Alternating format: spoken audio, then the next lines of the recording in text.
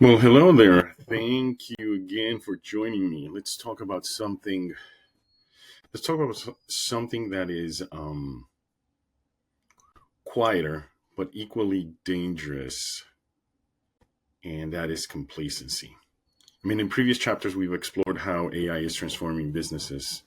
We talked about also the fears that arise from it and the responsibility that each of us holds in order to adapt. Um, Juan Lombana's biggest frustration that is people who believe that being highly skilled in traditional methods makes them irreplaceable. This mindset creates a false sense of security, keeping people tethered to outdated systems while the world moves on. The real danger isn't refusing to learn, it's in believing that you don't need to. Ronnie Chatterjee. I just destroyed his last name. But he's the chief economist at OpenAI. He says that while I want to caution people that overnight change doesn't seem likely given what we know about technology in the past, that doesn't mean that we should sit back and wait.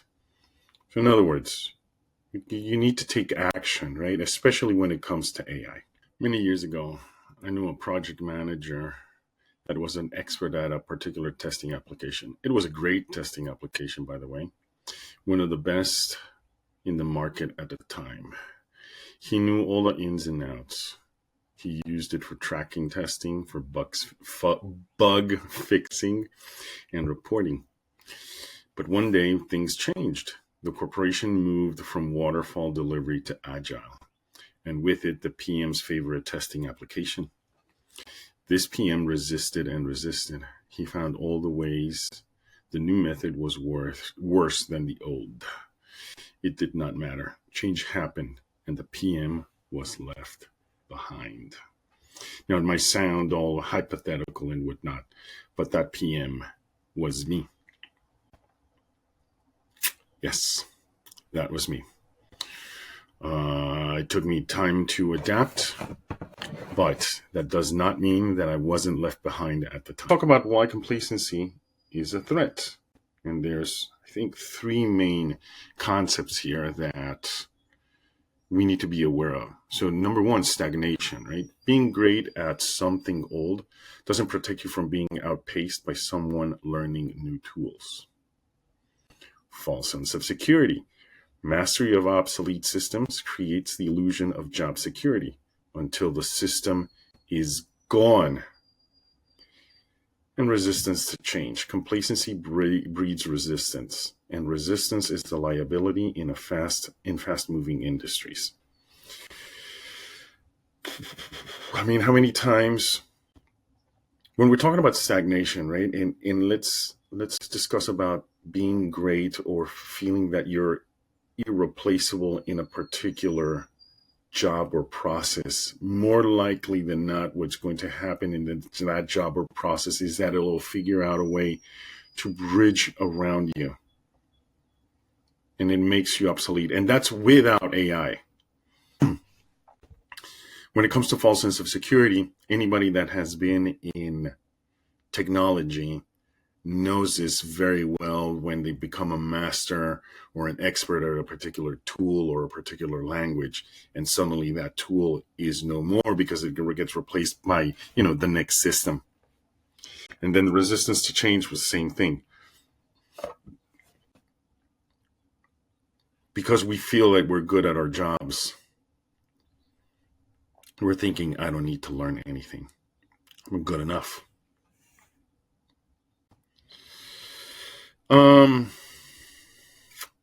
That said, there is value of being bad at something new. Juan Lombana would rather hire someone who's bad at something new than someone who's excellent at something that's outdated. Why? Again, goes back to the learning mindset. If you're bad at something, but you're trying, then you're growing. That also brings that the skills that you're bringing to the table is also adaptability. Being open to an AI and to new tools is more valuable than clinging to mastery to the past. Potential is greater than perfection. In a world of constant change, potential is a better predictor of success than proficiency. In a rapidly evolving landscape, it's not the person with the most knowledge who wins. It's the person that is willing to grow. As Jensen, Huang, CEO of NVIDIA, advises, I have a personal artificial intelligence tutor with me all of the time. And I think that feeling should be universal. If there's one thing that I would encourage everyone to do, it's to go and get yourself an AI tutor right away. And let's explain. We're not talking about having a 24/7 person right next to you. This tutor can be courses. This tutor can be reading. This tutor can be videos about the particular subject. You just need to figure out a way to learn. Let's talk about real world examples of how old and new, the comparisons of old and new. So so we've talked about this in videos before. The spreadsheet expert. A pro at manual spreadsheet management is valuable. I mean, anyone that can do Excel or rows or what's the other one? Sheets, right? It's an incredibly valuable commodity until you meet someone that's automating those tasks with AI. I mean, the latter will be more valuable in tomorrow's world. That person will be the most valuable player. In the previous video, we talked about the guy in the car factory that is installing mirrors to cars, right? The first round of layoffs, when those jobs were automated, weren't not only the worst performers, but there were also the ones that refused to learn how to use the new tools, the new robots that are attaching those mirrors. Another example, sales professionals, right? Veterans relying on cold calling are now being outperformed by junior reps using AI to personalize outreach and automate follow-ups. And again, I'm not saying that AI is replacing sales reps. I am saying that sales reps that use AI will replace the evolution of the digital spreadsheet. Before digital spreadsheets, people had to do the tasks of bookkeeping and financial forecastings. They were done manually. Right? They were written on a piece of paper, and it was painstaking because you had to write all the numbers and with a calculator add them all up.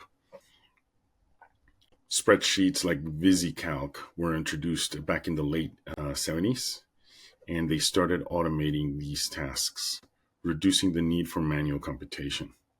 This automation led to the decline in demands of roles focused solely on manual data processing. And the question is, anyone that has used a spreadsheet today, which is pretty much all of us, it did not reduce the number of jobs. It's created even more jobs today.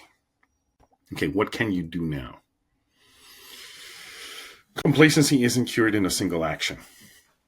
It's an overall mindset that you need to break by doing hard things on purpose. On purpose.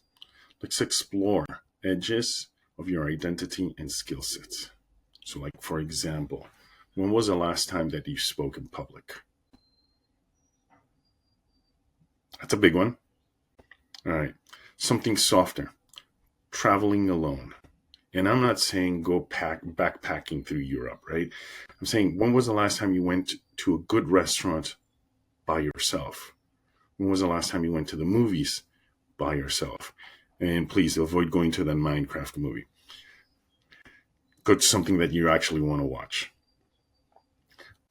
Embrace technology that you've resisted, right? So, for example, AI. Right? Have you read it? Do you know what it does? How it's done? Learn how to disconnect, even if you're never unplugged. Right? That's another one. And then finally, just learn something new. What was that last thing that you wanted to learn? jump into it. There's plenty of YouTube videos out there that want to teach you how to do and how to act. Satya Nadella, when becoming CEO of Microsoft back in 2014, spearheaded a cultural transformation by shifting the company's mindset from being know-it-alls to learn-it-alls. This change was inspired by psychologist Carol Dweck's concept of a growth mindset, emphasizing continuous learning adaptability. Nadella articulated this philosophy by stating, if you take two kids at school, one of them has the innate capability but is a know-it-all, and the other one has less innate capability but is a learn-it-all, the learn-it-all does far better than the know-it-all. This approach was detailed in his book Hit Refresh, where he discussed the importance of fostering a culture that encourages curiosity and learning. Under Nadella's leadership, Microsoft's emphasis on a learn-it-all culture has been pivotal in the resurgence, leading into significant advances in cloud computing and AI.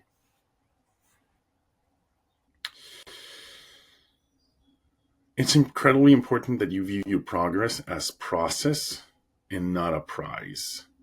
It's going to be slow. Sometimes it's going to be difficult. And again, it's a process. It's not necessarily the goal.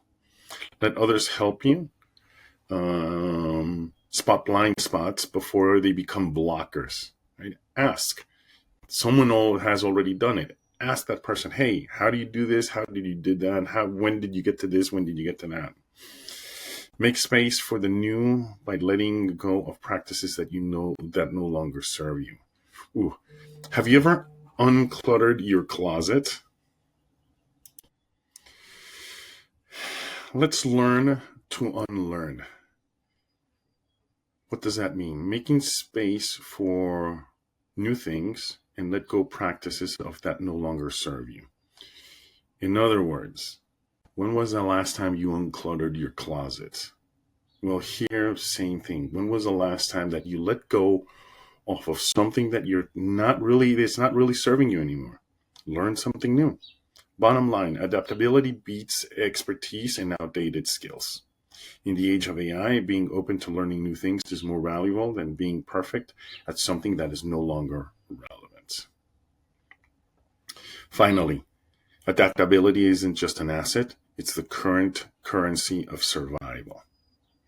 As Satya Nadella from Microsoft CEO put it, you have to be willing to learn into uncertainty, to take risks and to learn constantly. That's where growth happens.